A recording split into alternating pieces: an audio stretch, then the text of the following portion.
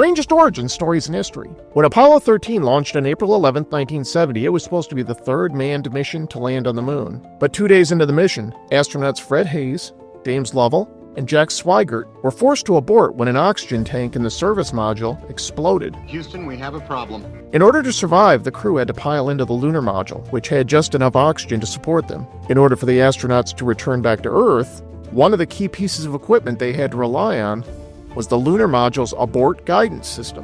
One of the key engineers behind this life-saving system was a woman named Judith Love Cohen, and she was a real American hero. She was born in Brooklyn, New York in 1933. Early on, Judith proved to be exceptionally gifted in mathematics, which would eventually lead to her groundbreaking career in engineering. Cohen grew up in an era when women were expected to get married, stay home, and cook, clean, and raise the kids. She actually did get married, and she had 3 children.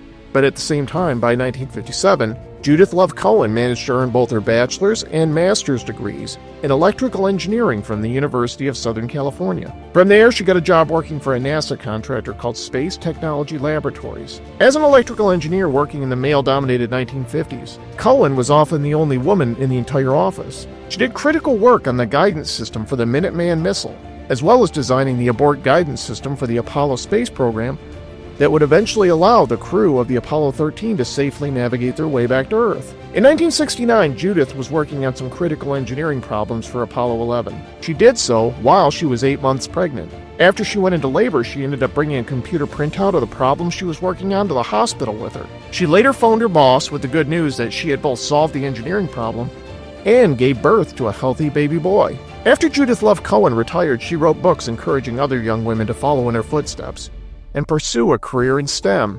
Oh, and that baby boy she gave birth to in 1969? Well, he went on to make a name for himself as well. Not as an engineer, but as both a famous comedic actor and musician. That baby boy was none other than Jack Black, making this one of the